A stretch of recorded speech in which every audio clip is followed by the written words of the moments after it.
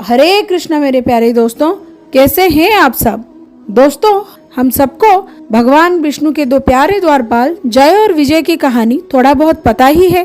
तो हमारी आज की वीडियो उन्हीं के तीनों जन्मों के बारे में है।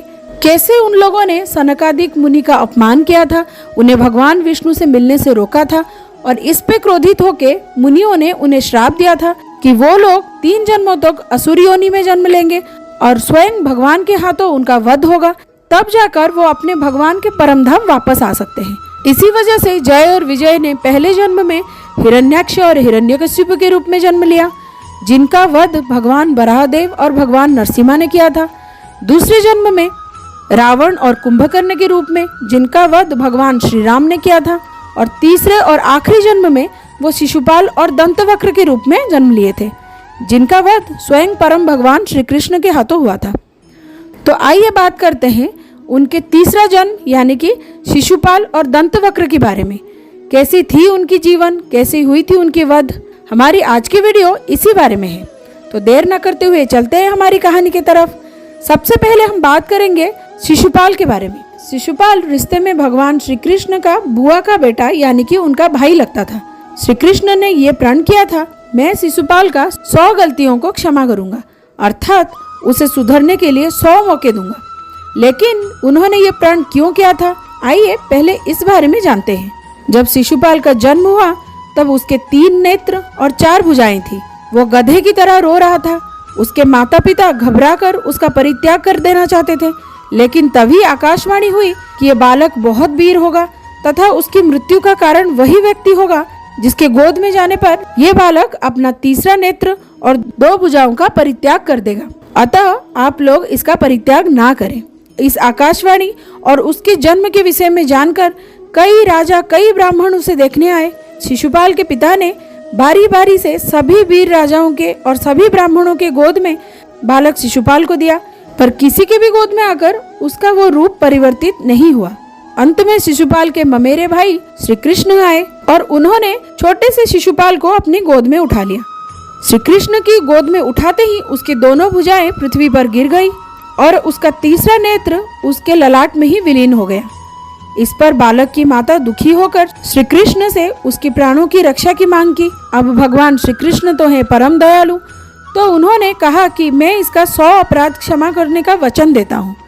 कालांतर में शिशुपाल ने अनेक बार श्री कृष्ण को अपमानित किया और उनको गाली भी दी, लेकिन श्री कृष्ण ने उन्हें हर बार क्षमा कर दिया। अब आप सोचेंगे कि शिशुपाल अपने ही ममेरे भाई का अपमान बार बार क्यों करता था, क्यों उनका शत्रु बन बैठा था।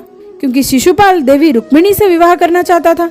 रुक्मिणी के भाई रुक्मी ने अपनी बहन विवाह अपने मित्र शिशुपाल से करने का वादा किया था। वो अपनी बहन की इच्छा के विरुद्ध जाके बलपूर्वक शिशुपाल के साथ रिश्ता तय कर विवाह की तैयारियां भी शुरू कर दी थी। उसके बाद श्री कृष्ण कैसे देवी रुक्मिणी को हरण करके ले आए थे, इस बारे में हम सब जानते हैं। ये रहा एक कारण जिसकी वजह से शिशुपाल भगवान श्री कृष्ण से नफरत करने लगा था। दूसरा कारण ये है कि चेदी के राजा शिशुपाल कंस और जरासंध मित्र थे। शिशुपाल ने श्री कृष्ण को घेरने के लिए जरासंध को हर मौके में साथ दिया था। शिशुपाल को यह भी मालूम था कि श्री कृष्ण मुझे 100 अपराध करने तक नहीं मारेंगे, इसीलिए वो बार बार बिना भय के अपराध पर अपराध करे जा रहा था। एक बार की बात है कि जरासंध का वध करने के बाद श्री कृष्ण, अर्जुन और भीम इंद्रप्रस्थ लौट आए। तब धर्मराज युधिष्ठिर ने राजसूय यज्ञ करने की निश्चय की। यज्ञ में महाराज युधिष्ठिर ने भगवान वेदव्यास, भारद्वाज, सुमंतु, गौतम, विश्वामित्र, भगवान परशुराम, असुर गुरु शुक्राचार्य इत्यादि सभी ऋषियों को आमंत्रित किया।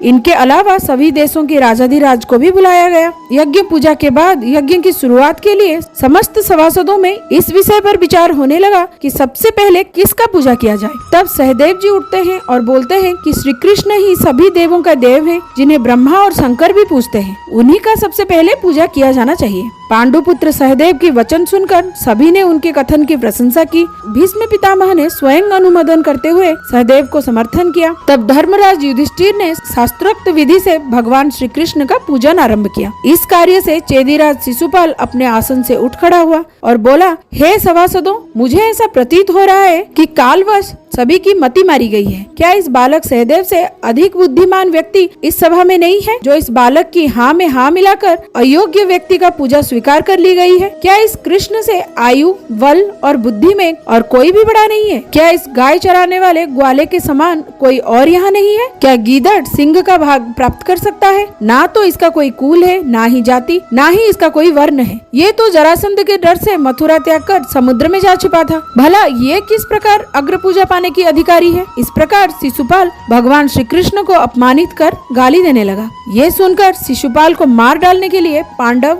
मत्स्य, कैकेय और श्रीचवर्षा के राजा क्रोधित होकर हाथों में हथियार लेकर उठ खड़े हुए, किंतु श्री कृष्ण ने उन सभी को रोक दिया। वहाँ वाद विवाद होने लगा, परंतु शिशुपाल को इससे कोई घबराहट न हुई। कृष्ण ने सभी को शांत कर यज्ञ कार्य शुरू करने को कहा। इतना सब होने के बाद भी शिशुपाल को कोई फर्क नहीं पड़ा। उसने फिर भी श्री कृष्ण को ललकारते हुए गाली दी। तब श्री कृष्ण ने गरजते हुए कहा, बस शिशुपाल, मैंने तेरी 100 अपशब्दों को क्षमा करने की प्रतिज्ञा की थी, इसीलिए अब तक तेरे प्राण बचे हैं। अब 100 पूरे होने ही वाले हैं। अभी भी तुम खुद को बचा सकते हो। शांत होकर यहाँ से चले जाओ या तो चुप बैठ जाओ, इसी में तुम्हारी भलाई है। परंतु कहते हैं ना, विनाश काले विपरीत बुद्धि। शिशुपाल पर श्री कृष्ण की चेतावनी का कोई असर नहीं हुआ, अतः उसने काल का वश होकर अपनी तलवार निकालते हुए भगवान श्री कृष्ण को फिर से गाली दी। अब शिशुपाल के 100 अपराध पूरे हो चुके थे। अब उसके मुख से अपशब्द निकलते ही श्री कृष्ण ने अपना सुदर्शन चक्र चला दिया और पलक झपकते ही शिशुपाल का सिर कटकर गिर गया। इस तरह से शिशुपाल मृत्यु को प्राप्त हुआ और अपने भगवान के परम धाम में चला गया। तो दोस्तों, ये थी शिशुपाल की जन्म और मृत्यु की कहानी। अगले वीडियो में हम बात करेंगे भगवान विष्णु के दूसरे द्वारपाल की असुर जन्म का कहानी, यानी कि दंतवक्र की कहानी के बारे में। उम्मीद करती हूँ आपको ये वीडियो अच्छी लगी। आपका राय मुझे कमेंट में बताइएगा जरूर। मिलते हैं अगले वीडियो में दंतवक्र की कहानी के साथ। तब तक के लिए हरे कृष्णा।